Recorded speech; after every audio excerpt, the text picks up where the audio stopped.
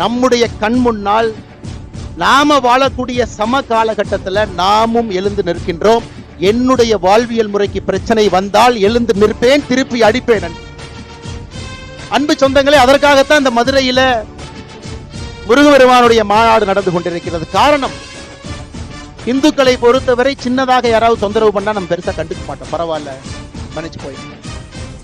பெரிதாக தொந்தரவு செய்தாலும் கூட அதையும் கண்டுக்க மாட்டோம், மன்னிச்சு போயிடும் சொல்லி. ஆனா இன்னைக்கு அதையெல்லாம் தாண்டி நம்முடைய வாழ்வியல் முறைக்கு தொடர்ச்சியாக பிரச்சனைகள் வந்து கொண்டே இருக்கிறது. இந்து என்பதற்காக நான் ஏற்கனவே சொன்னதை போல நம்முடைய கடைகோடி தொண்டர்கள் கொல்லப்படுகின்றார்கள்.